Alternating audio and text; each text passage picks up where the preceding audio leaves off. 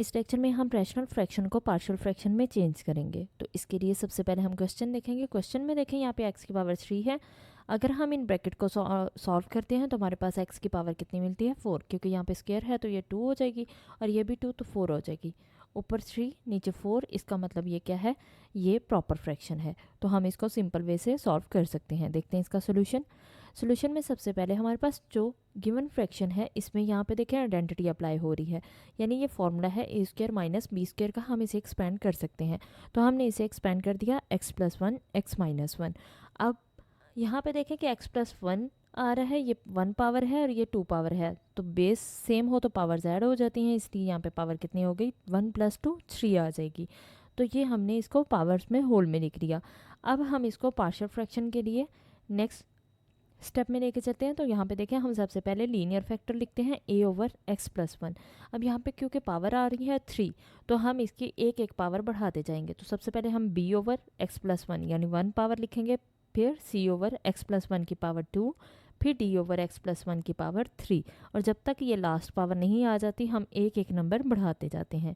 तो यहाँ पे अब हम इसका एलसीएम लेंगे। यहाँ पे देखें कि एलसीएम में ये डिफरेंट फैक्टर है x माइनस 1, ये आ जाएगा और ये सेम फैक्टर्स हैं, तो यहाँ पे हाईएस्ट पावर एलसीएम में आएगी, इसलिए यहाँ पे हाईएस्ट पावर 3 थी तो ये एलसीएम में आ गई। अब x माइनस 1 a के डिनोमिनेटर में आ रहा है, तो ये एलसीएम में जहाँ पे सेम होगा बाकी जो बचेगा वो हम a से मल्टीप्लाई कर देंगे। x प्लस 1 का क्यूब a से मल्टीप्लाई हो जाएगा। सेम इसी तरह से b के डिनोमिनेटर में यहाँ पे चेक करें कि x प्लस 1 एक पावर है, तो बाकी 3 में से कितनी बचेगी 2 पावर, और साथ x माइनस 1, तो ये b से मल्टीप्लाई हो जाएगा।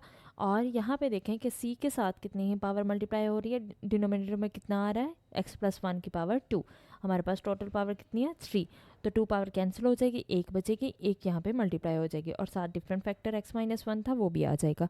और एक d के डिनोमिनेटर में क्योंकि होल क्यूब आ रहा है तो ये क्यूब पूरा कैंसिल हो जाएगा यहाँ पे, और बाकी क्या बचेगा x माइनस 1, तो हम x माइनस 1 को d से मल्टीप्लाई कर देंगे।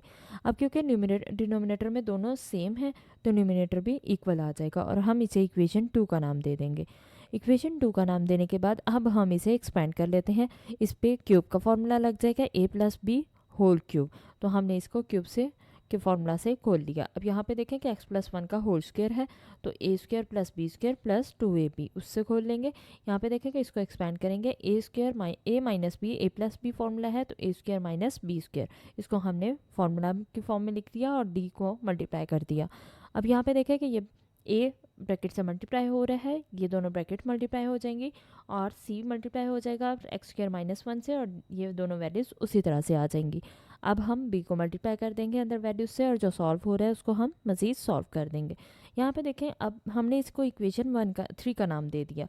इस इक्वेशन 3 का नाम देने के बाद हम x माइनस 1 को, क्योंकि हमारे पास लीनियर फैक्टर ये था, हम इसको पुट करेंगे 0 के इक्वल, यहाँ से हमें x की वैल्यू मिलेगी 1, ये हम इक्वेशन 2 में पुट करेंगे। इसका मतलब है इक्वेशन 2 में जहाँ जहाँ x है वहाँ पे 1 आ जाएगा, क्योंकि बाकी फैक्टर्स में x माइनस 1 आ रहा था, इसलिए ये बाकी फैक्टर 0 हो गए, बाकी टर्म्स 0 हो गई, तो एक साथ ये वैल्यू आ जाएगी।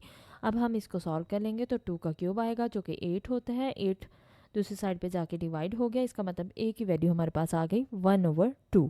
ये हमने फर्स्ट वैल्यू फाइंड कर ली है। अब हम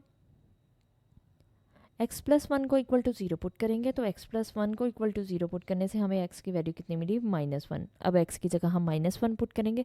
इन सब टर्म में x प्लस 1 आ रहा था इसलिए ये 0 होगी। लास्ट टर्म d जो है इसमें -1 आ जाएगा x की जगह पे, और -1 उसी तरह से हम इसको सॉल्व करेंगे, -2d हो जाएगा, दूसरी साइड पे डिवाइड हो जाएगा जब -4 -2 से, तो कितना आ जाएगा प्लस हो जाएगा, माइनस माइनस प्लस, और ये 2 आ जाएगा, तो ये हमारे पास d की वैल्यू आ जाएगी। अब d की वैल्यू हमने फाइंड कर ली है और मज़ीद हमारे पास लीनियर फैक्टर्स नहीं है, इसलिए हम इक्वेशंस को इसके कोफिशिएंट्स को इक्वेट करेंगे। इक्वेट का मतलब कि दोनों साइड पे इक्वल रख लेंगे।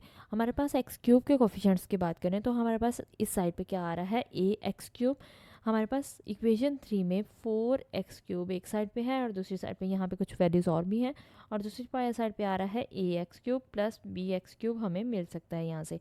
ये जब मिला तो हमने a प्लस बी यहाँ पे लिख दिया और इक्वल में 4 लिख दिया यहाँ पे। तो ये हमारे पास a की वैल्यू थी 1/2, ये दूसरी साइड पे ले जाएंगे तो माइनस हो जाएगी। एलसीएम लेने के बाद हमने इसको सॉल्व किया तो b की वैल्यू 7/2 आ गई। हमने एक्स क्यूब के कोफिशिएंट को इक्वेट कर लिया है। अब एक्स स्क्वायर के कोफिशिएंट से हमें क्या मिलेगा कि एक साइड पे हमारे पास 3a प्लस बी प्लस सी आ रहा है एक्स स्क्वायर के साथ, और दूसरी साइड पे एक्स स्क्वायर नहीं है इसलिए 0 आ गया। हम इनकी वैल्यूज़ a और b की वैल्यूज़ यहाँ पे पुट कर देंगे। इसको सॉल्व कर लेते हैं तो हमारे पास ये 3 1 जा 3 होगा, 7 प्लस 3 कितना हो जाएगा 10। तो हमारे पास 2 एलसीएम आएगा।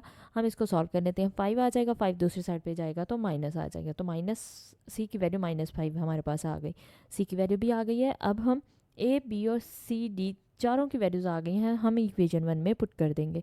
तो इक्वेशन 1 में ए की जगह पे आ जाएगा ये बी, सी की वैल्यू सी की जगह पे और डी की वैल्यू डी की जगह पे आ जाएगी। अब डिनोमिनेटर में ये 2 आ रहा है तो ये नीचे डिनोमिनेटर में चला जाएगा, तो हमने इसको डिनोमिनेटर में शिफ्ट कर दिया। तो ये हमारे पास इसकी पार्शियल फ्रैक्शन आ गई है।